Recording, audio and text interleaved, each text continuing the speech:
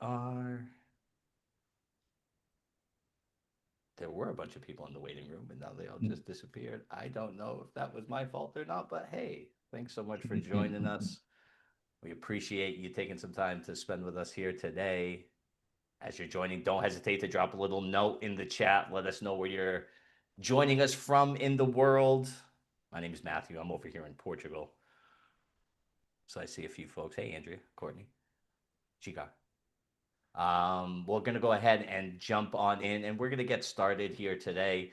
Yeah, we're right at the top of the hour. So, hello. Welcome, everyone. Thanks so much for joining us. Like I said, my name's Matthew. I'm going to be your host for today's session. Mid-season moves, how to pivot your strategy when the season doesn't go as planned. So this webinar is brought to you by PriceLabs and our dynamic pricing platform for short-term rentals and hotels, and our friends over at Hosteeva, who bring a unique combination of property management tech and hands-on STR operations experience as property managers. So for all of you, we're about halfway through peak season, right? Which means your original strategy may be working well, or it may not be lining up with those results that you were expecting. So today's conversation is all about knowing when it's time to pivot, right? Understanding what the data is actually telling you and making confident, informed moves, even in some uncertain conditions. Before we dive in, just a few quick housekeeping notes for you, right? This session is going to be recorded. We'll send you a copy afterwards, and please feel free to share it with anyone who might benefit. And then at the bottom of your screen, you're going to see that Q&A button. You can drop in your questions at any time. We're going to keep an eye out for them throughout the session, and you can upvote or comment on those questions so that we understand which ones you want us to prioritize. And finally, we do have a few members of the team hanging out in the chat. So if you ask something specific, someone might jump in with a direct answer while we're live. The show's going to run for about 30 minutes or so, and then we'll have 15 minutes for Q&A where we get to those questions.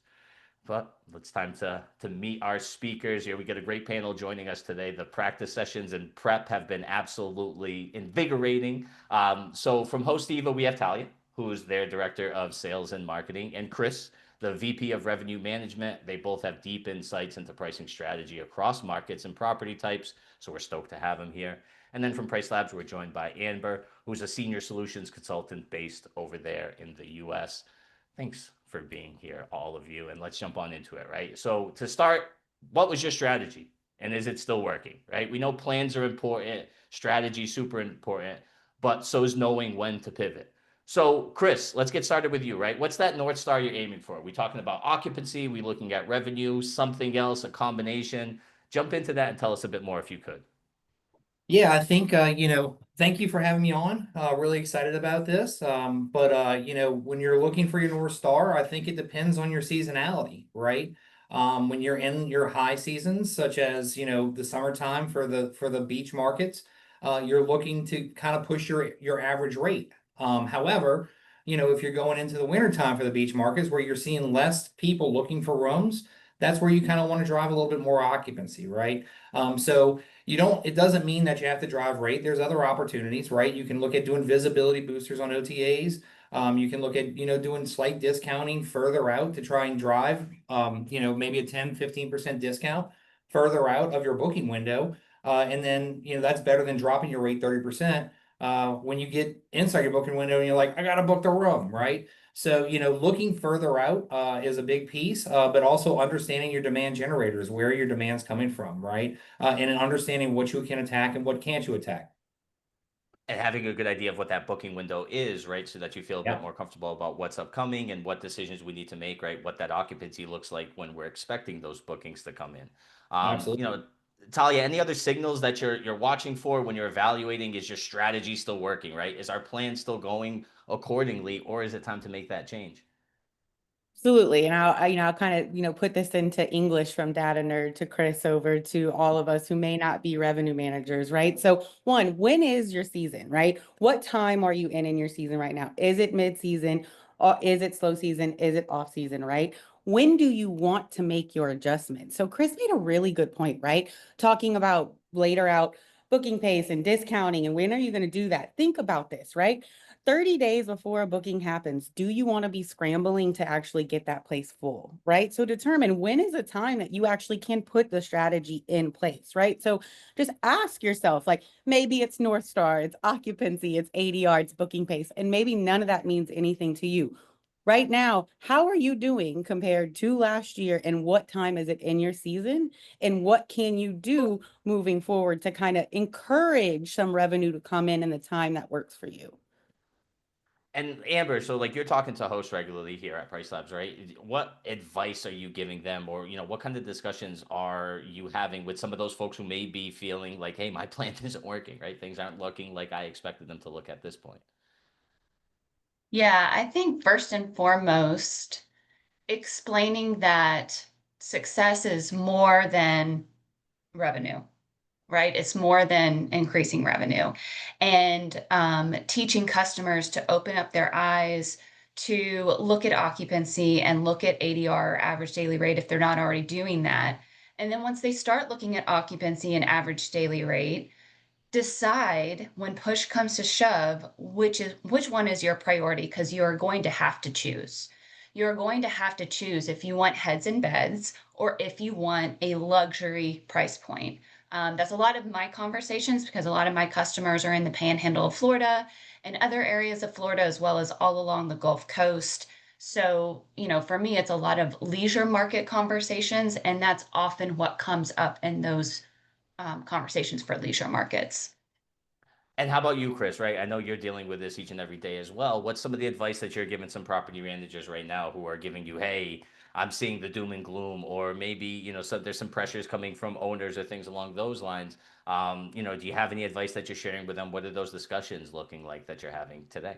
Yeah, no, look, the markets that we have about 6,500 units throughout the world, and our big markets are, Myrtle Beach, New Orleans, and Gulf Coast. We have a little bit in the Philippines. The conversation we're having is, man, I'm just not seeing what we saw last year. So, like I said earlier, my goal is to get them as much rate as I possibly can on their units, right? So, I push them towards, looking at their listings, making sure their listings make sense. Looking at your review scores, making sure that works. If they all look good and your placement looks good, which all your OTAs, if you look in your extranets, will give you a ranking of where you normally are. And you're good with that. That's fine. If not, you can always use the visibility boosters to help you kind of drive that. Every market I've seen has seen an increase in units, year over year, right? To the tune of from 5 to 15%.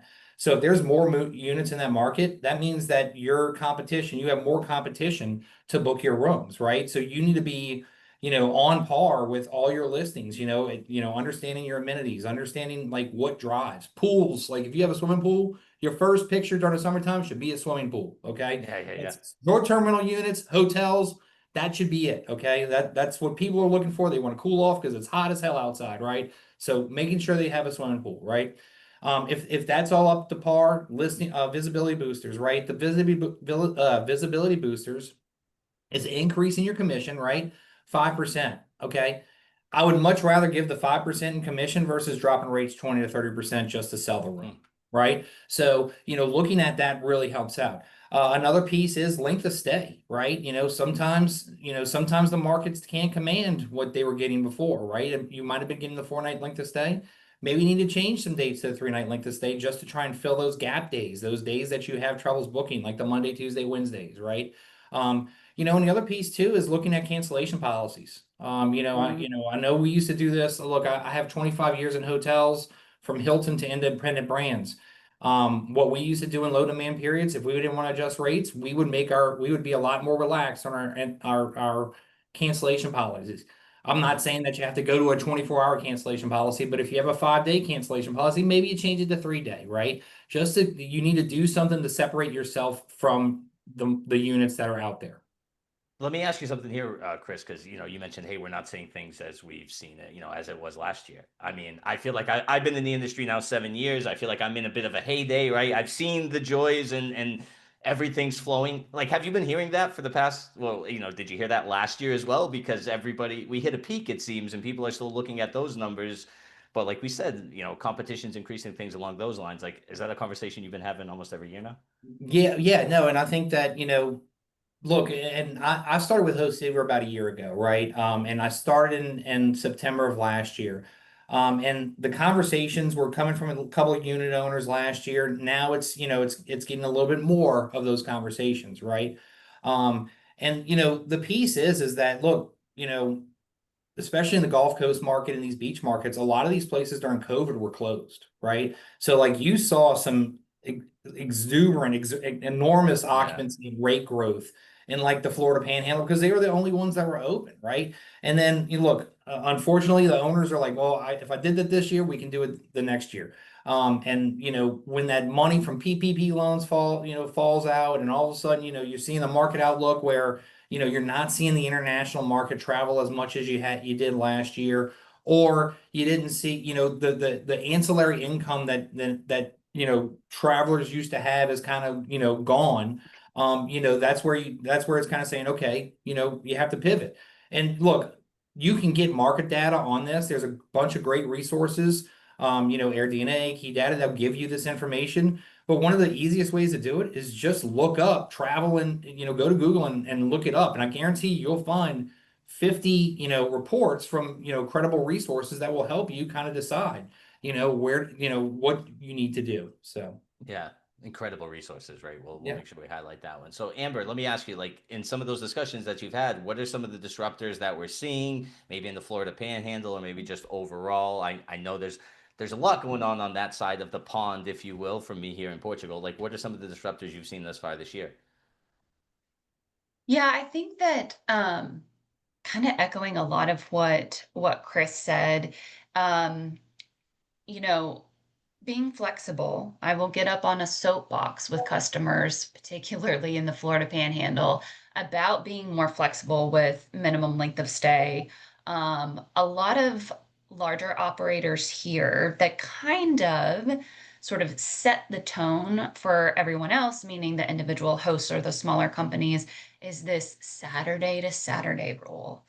And this Mm, Saturday to Saturday rule is just, in my opinion, so old school, so restrictive.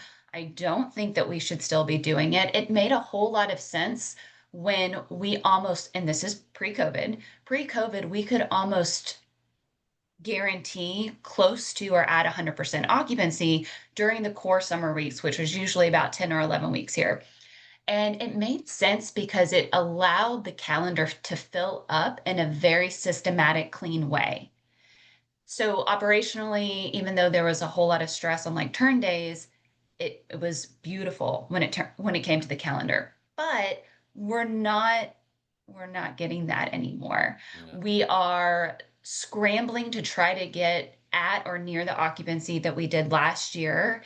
And a lot of times we're sacrificing ADR, or maybe we're waiting to a little bit too long to lower rates. So we're having to kind of slash prices last minute. So kind of just getting away from that sort of old school way of looking at things and being more flexible, being more open-minded to doing things different ways in terms of being flexible with that minimum length of stay. Consider occupancy-based adjustments that's one of the great perks of using a tool is having these automatic changes to rate that are going to be responding to occupancy further out.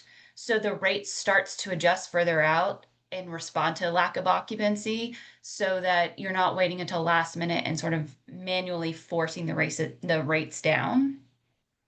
And I think a lot of that in terms of in times of uncertainty, it's kind of like, at least for right now, I mean, there's definitely some stuff going on, but um booking windows and lead times with them being less predictable, that to me is an element of uncertainty.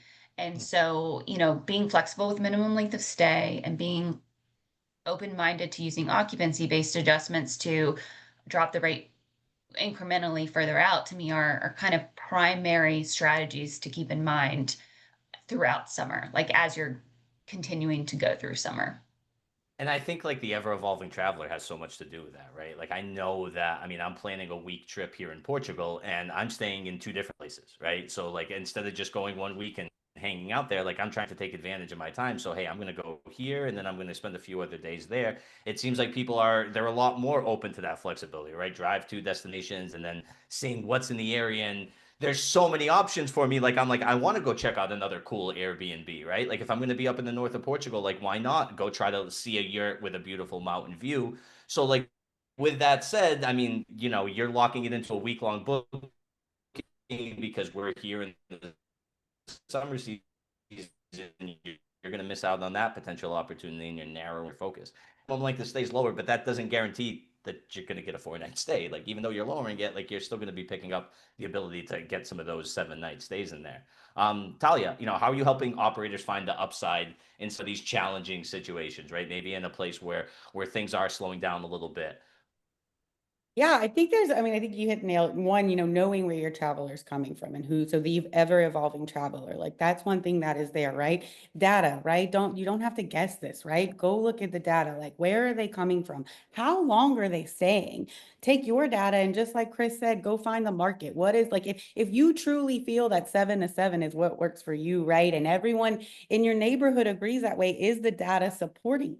Right? Make that there. And then also talking about disruptors, right?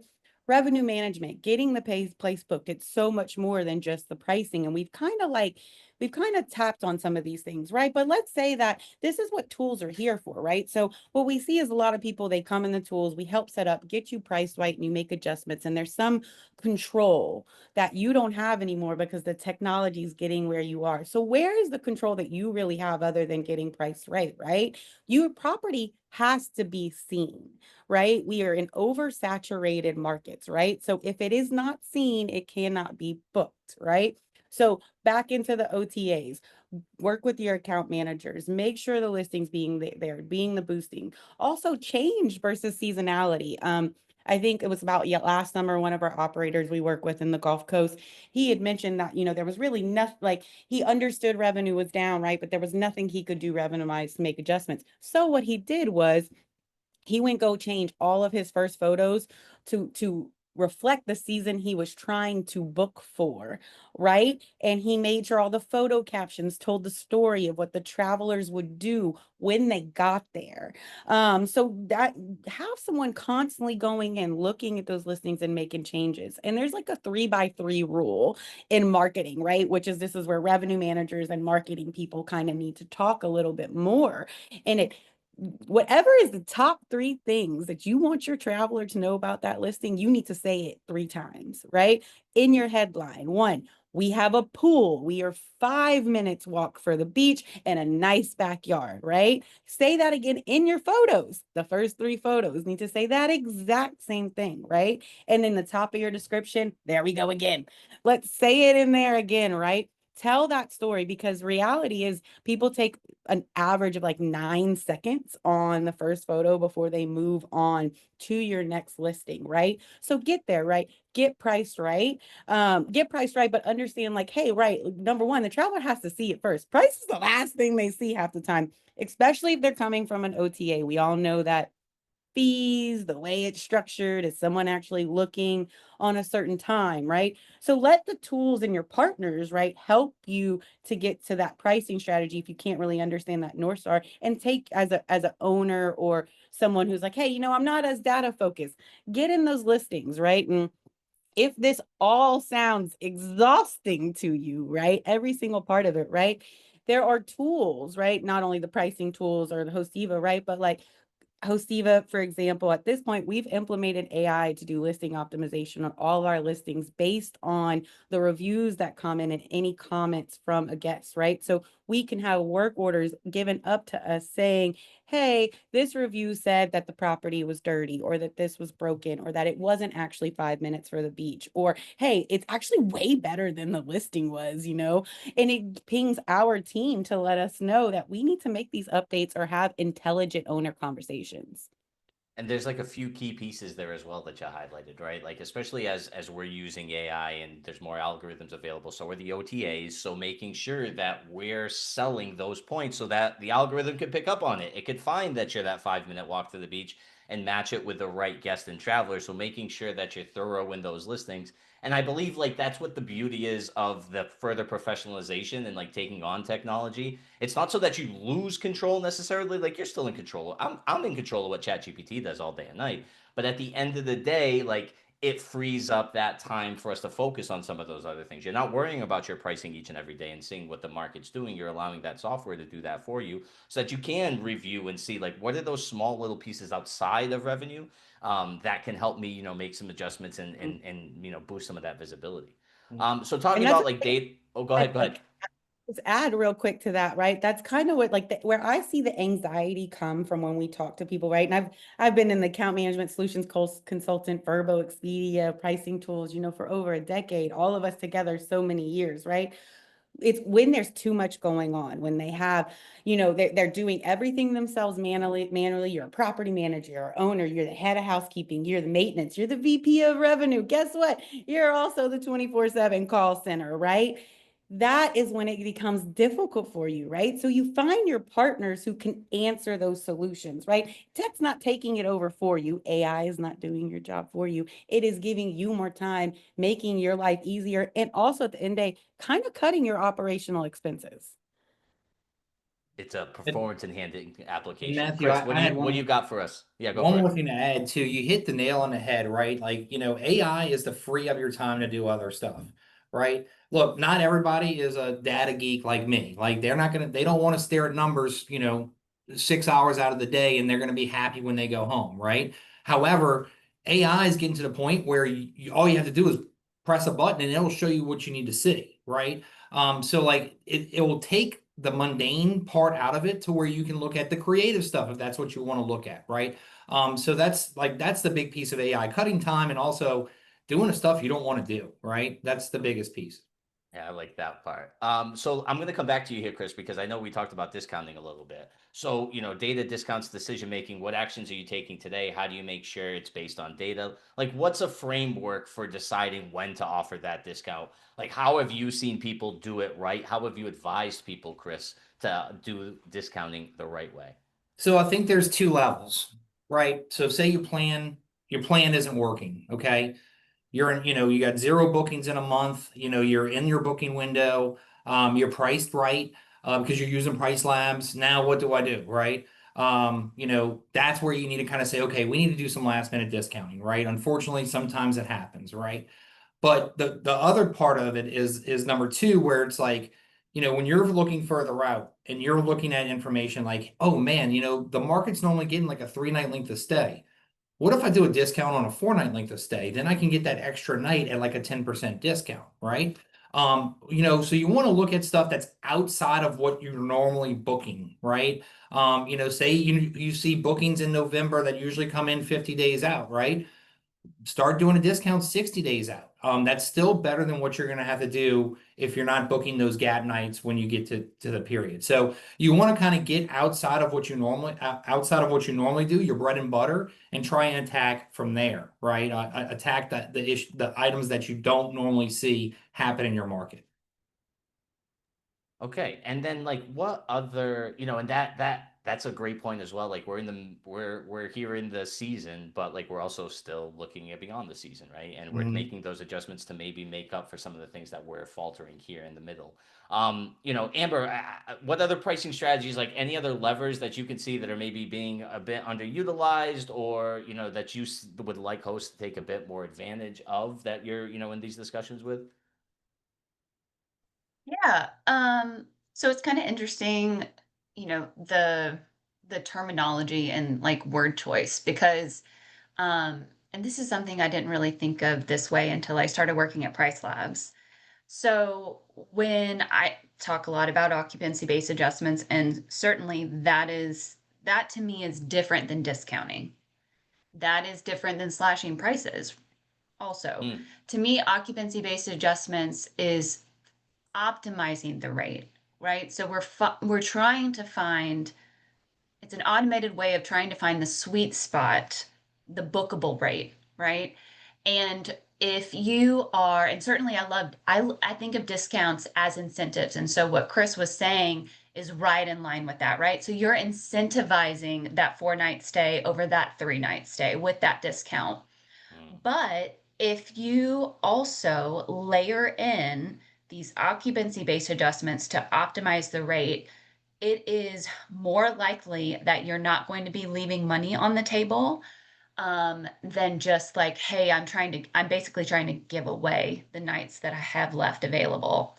So yeah, that's how I think about it. That's how, I often talk to customers about that and try to teach them about occupancy-based adjustments because it's a strategy that, and like in other systems in kind of the hotel world, they use this word yielding instead, and it's functions a little different. It's based on collective occupancy. So if anyone here has a small hotel or a part hotel or that type of multi-unit structure, a lot of times that's a really excellent way of using occupancy-based adjustments that function off of collective occupancy rather than individual unit or house occupancy that would be more kind of like for those large leisure homes and things like that. So, I mean, that's my bread and butter. That's my favorite in terms of a rate strategy.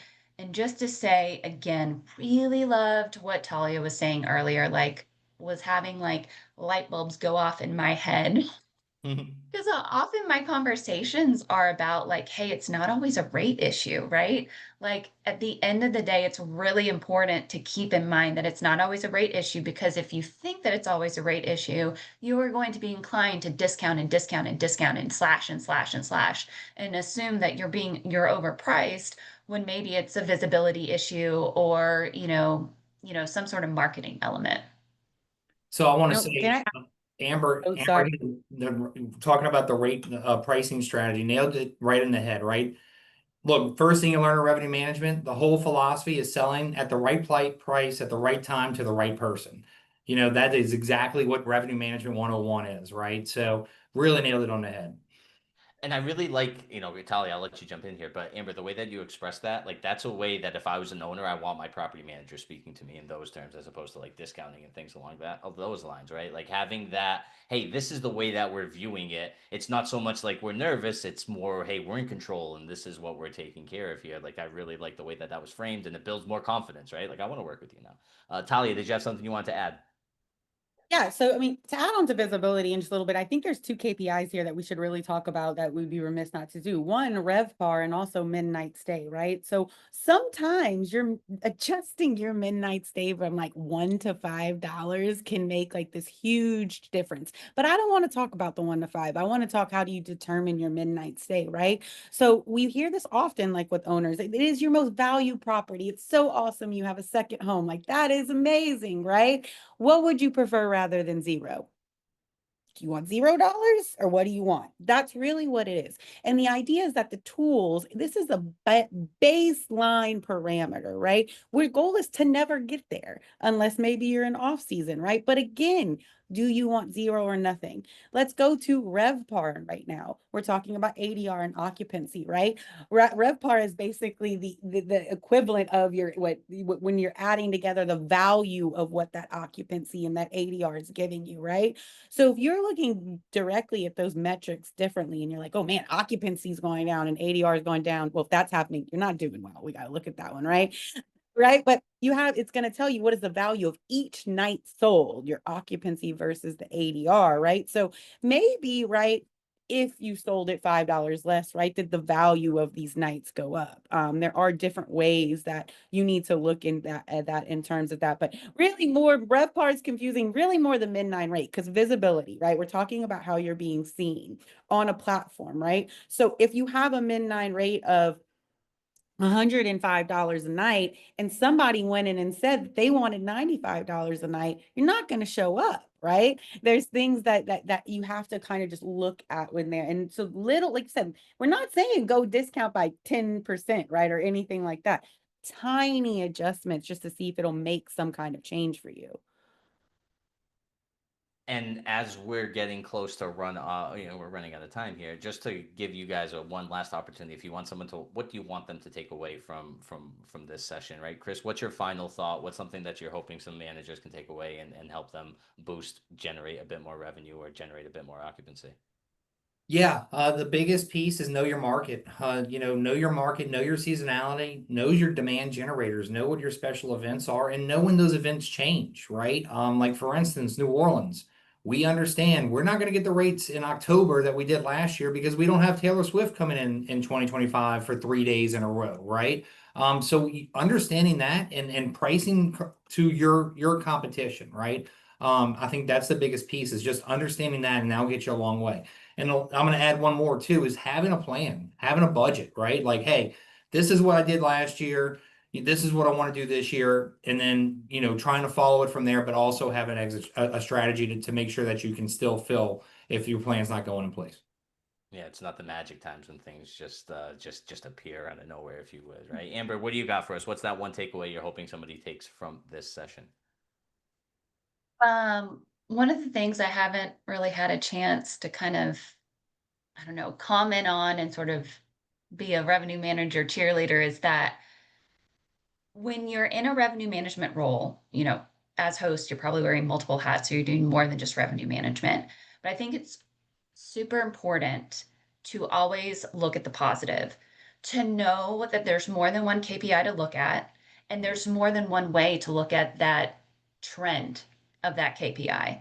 So, hey, maybe occupancy is, a little bit down compared to last summer, but maybe your ADR is up. Or maybe your ADR is down from last summer a little bit, but your occupancy is up. And that's when RevPAR comes into it, right? So RevPAR is, my favorite KPI, and certainly one that takes a while to kind of understand and get used to, but it's the true measure of performance. If your RevPAR is neck and neck with last year, I think you should be celebrating. If it is down 1%, 2%, or up 1%, 2%, celebrate that. Be okay with that. Keep in mind that as you're going through this season and beyond, that it's all a lesson. You can always learn from it and make future adjustments based on those lessons. I love that too. And like going back and reflecting, right? Hey, things are a bit tougher, it seems, this year, right? We still have demand, but the market is definitely getting more and more saturated. So let's look back and see how we got to that 1%. And when you said, there's multiple ways to look at it, I saw Santana once, and this like is absolutely ingrained in me, but he was up there. I've been all around the country, and there's always more than one way to scramble an egg, my friend. And then he goes, so that like is in, yes, there's always that additional way to take a look at things and try to change that perspective. Talia, I'll leave you with the last one, right? What's that one takeaway you're hoping that folks can take away from our session? I like put my notes together for one, but one, you're not alone, right? Set realistic expectations. I think that is number one. And what I'm saying is set the expectation with your owner and your leadership team together. What metrics are we looking at? What metrics are we measuring? And remember, it's the metrics you need to look at. Don't read the Airbnb Facebook groups. They are not driven by data, guys. And that's that whole thing where the most upset people who may not understand the data are probably going to be the loudest in the room. Media all over. We all know how this goes. So if you are in this process of finding the right price for unit, how to just be successful at being a host in this business in VR, independent hotel, whatever you're trying to do, short-term, mid-term stays, look at the data, come up with a strategy, make sure everyone's on board, and talk. And if I'm not talking just your partners on your team, right? If you're working with PriceLab, if you're working with Hosteeva, any revenue management consultant that's out there, have the metrics that you need to review together, make the expectations, set the goal, and communicate about it. And I think that's so important, right? Like emotion is what gets us our attention at the end of the day. So those Facebook groups that are filled with emotion, like you want to go and share it out there. I know we shared this yesterday, like it does seem pretty doom and gloom out there. But at the end of the day, like I do also see conversations where people are like, hey, I'm down 2%, but that's great. Like, according to what we're seeing out there, like that's not too bad, right? You could be down a lot worse compared to some of the others.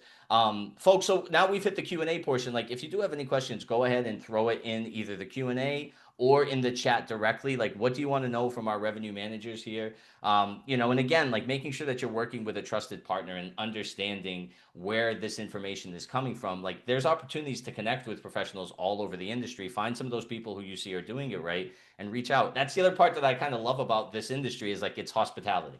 So at the very core, like our nature is to, be hospitable, greet people, help others. And so, I see that a lot in this. I've worked in a few different industries, but in this industry, like people are here to help you. They want to share, they want to tell you their story, right? It's not so much about the secret sauce, and I'm not going to. So make sure you're connecting with those right folks, right? Connect to some of these people here that you see today, like ask them those questions because they're having the experiences. They can kind of help you zoom out a little bit as well, right? Because sometimes we're so focused on what's going on here. Like, let's take a step back.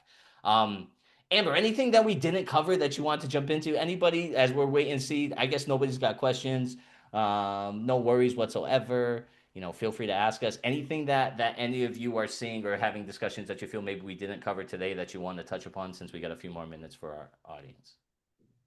Not necessarily. I just want to do a quick shout out to Rosalind in Kauai. I wish I was there right now. I was there in December. And I mean, as soon as I saw that in chat, I was like, oh, I wish I was back there. So, and I know it's early there. So thanks for joining us. Appreciate that a lot. There we go. Well, Thanks. Talia, Chris, anything else that you feel maybe we didn't get to touch upon that you want to dive into a bit deeper? Not for me. I think we touched on a lot. And like I said, it's a lot to regurgitate. So, if feel free to reach out to us through LinkedIn, for anything else, right? And questions, if you want to answer them, send me a message and I'll respond through LinkedIn. I got nothing else going on. No worries, just looking at data and crunching numbers, right? And I love that point that you brought up. Like I love uploading spreadsheets into ChatGPT and saying like, okay, act as a world class, what information can we extract from here, right? What can we infer from these different data points? And I love playing around with spreadsheets, but then when I throw it in there, I feel like a superhuman. So that's going to bring us to the end of today's. Oh, Talia, what do you want to throw in there for ChatGPT? I was gonna say we can have a whole new meeting if we want to talk about the uses of using AI. Just saying, if anyone uses HubSpot, connect your HubSpot to ChatGPT and just thank me later, right? Like with the amount of metrics and updates and deals and win rates, and just you can just ask it to do whatever you want. It is just the most phenomenal thing. But that's for another day. I hear you. I Hey, hear you. So, Matthew, I think we had a question come through the chat. So I saw something about somebody's in a market that's struggling. yeah, so Rosalind over in Hawaii unfortunately said our market's suffering a bit this season. They didn't feel that big summer booking rush yet. So we hear you, Rosalind. We hope things will turn around there for you a little bit. Maybe, taking a look at some of those numbers that we talked about and trying to see, how far off are we? And again, look at that market data, right? Is it specifically us? Is it an overall trend that we're seeing? There's great resources up here. I know here at PriceLabs, like we have some fantastic market data that will help you understand your local market a bit better, what's going on, right? And comparing that. So again, you're not just focused on what's going on with you. There's a greater macroeconomics at scale going on, right? So that'll bring us to the end of the session. Thank you so much to all of our speakers. You guys are awesome. We appreciate you sharing your insights and real world experience. If you're new to PriceLabs, we are offering that 15% off for your first 3 months, valid through the end of July. We'll send that discount code off of the email afterwards with our recording. But thank you all for spending some time with us today, and we hope to see you all at the next one. Thanks, everybody. You guys have a good rest of your day. Ciao, ciao. Thank you, everybody. Thank you so much. Have a good day. Thank